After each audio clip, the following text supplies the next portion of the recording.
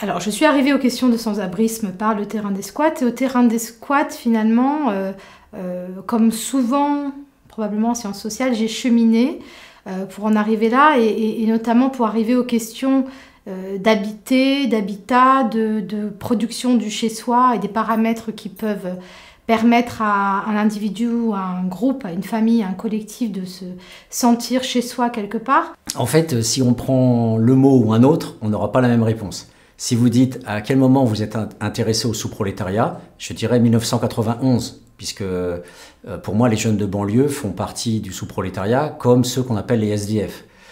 Et j'ai commencé à travailler auprès des SDF en 1995. Donc si jamais on prend que l'acception restrictive de sans-abri, c'est que 1995.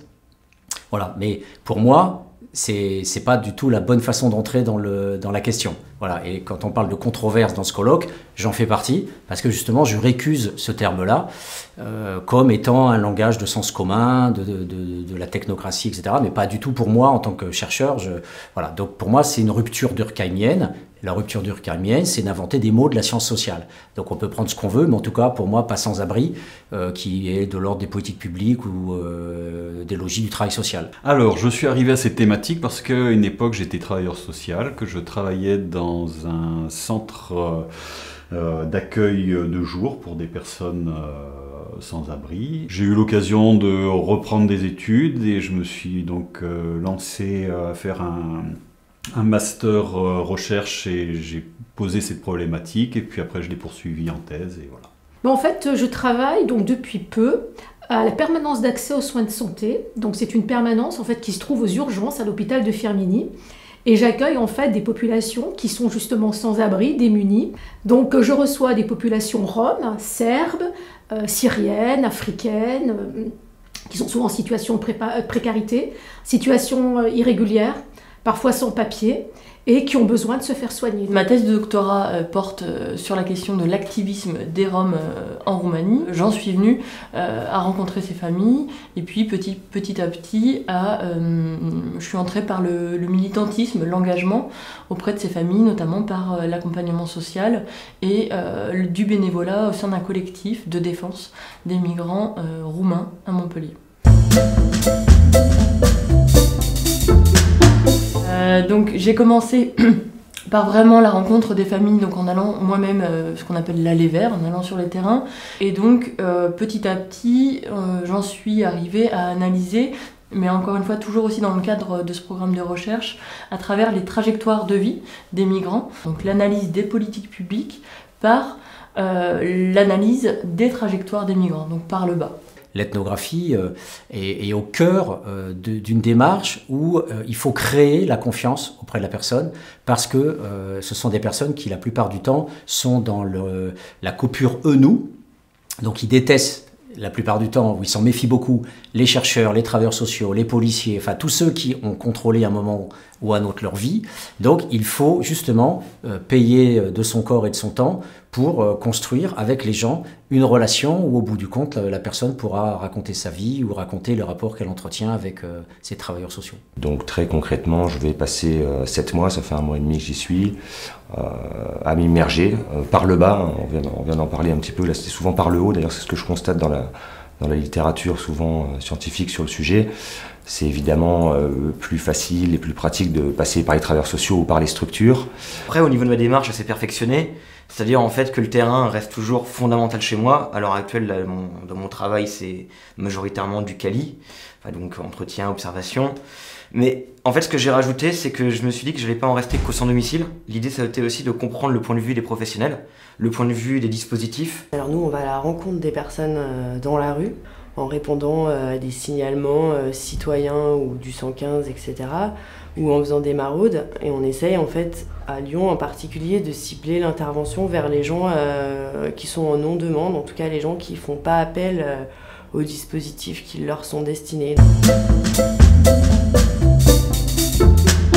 Donc dans le monde du travail social, dans le monde qui est le mien, ce serait passé de la préhistoire à l'histoire. En fait, c'est un monde qui est très récent dans sa dimension professionnelle. Hein. La création du SAMU social, de la veille sociale, c'est les années 90. Et je me dis, le plus grand jeu, c'est que ce champ-là intègre celui du travail social et qu'on regarde les gens, que ce soit des SDF très clochardisés, que ce soit des migrants, que ce soit des mineurs non accompagnés, que ce soit n'importe quel public, qu'on les regarde comme des usagers de l'action sociale comme celle d'autres champs.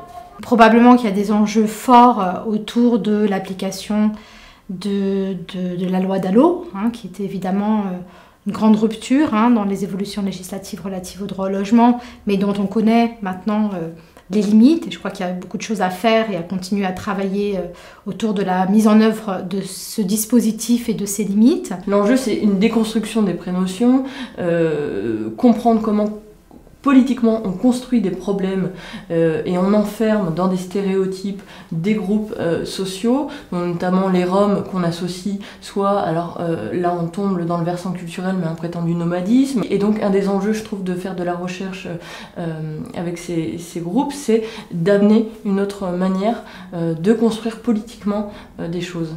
Et donc dans cette histoire, justement, de participer à la fabrication de l'ouvrage de la ville, de la fabrication, de l'invention de la ville, c'est participer des alternatives. Donc, de penser aussi autrement l'habiter. Hein? Comment on s'assoit hein, autour d'une table hein, et on pense ensemble. Là, par exemple, dans les interviews, enfin dans les intervenants qu'il y avait, on parle vraiment du côté chercheur, on parle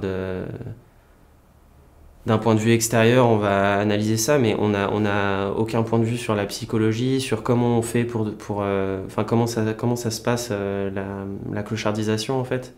On devrait en fait remettre vraiment au centre de la prise en soin la personne sans abri. Ça devrait être elle qui dit ce dont elle a besoin. On devrait se focaliser là-dessus quoi, puisqu'il y en a plein qui n'ont pas envie spécialement d'un logement très loin de leur quartier. Où ils voient plus leurs potes, en plus où par exemple ils peuvent plus boire dans certaines structures. Enfin à Paris il y a plein de structures où on peut plus boire, mais je pense qu'il faut voir l'addiction d'une autre manière. C'est pas forcément un truc totalement négatif et tant qu'on est accro, on n'arrive pas à sortir de la rue en fait. Enfin, j'ai l'impression qu'on n'a pas un point de vue très humaniste aujourd'hui, pas assez humaniste en tout cas à mon sens.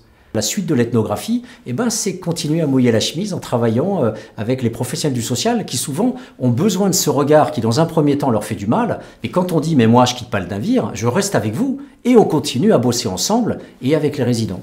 Et puis, il y a des choses qui sont aussi très émergentes et très importantes autour du Housing First et de tout ce que cette idée a apporté notamment des mondes nord-américains, du logement d'abord, du chez-soi d'abord, peut permettre d'ouvrir comme perspective à la fois d'action et de réflexion collective. Je pense qu'il y a un enjeu fort à ce qu'on puisse continuer à promouvoir et à développer des actions en ce sens, tout en tenant ensemble, et c'est ce que les travaux qui ont été, les communications qui ont été faites au cours de cette journée ont bien montré, cette complexité des modes d'habiter et des modes d'habitat qui ne peuvent pas être finalement réduites à une forme de logement normé qui serait identique pour toutes, mais qu'on puisse aussi collectivement, et c'est un enjeu fort, tolérer des modes d'habiter, des formes d'habitat qui conviennent à des modes d'organisation de personnes et de groupes qui ne sont pas celles de la famille nucléaire typique ou du célibataire dans son appartement. De continuer la recherche,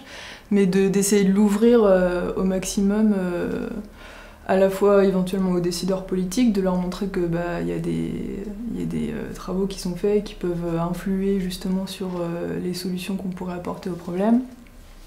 Et aussi partager avec les intervenants, avec les travailleurs sociaux, avec les professionnels de santé dans mon cas, les former, les informer pour arriver à une meilleure prise en charge, si ce n'est à une résolution du problème.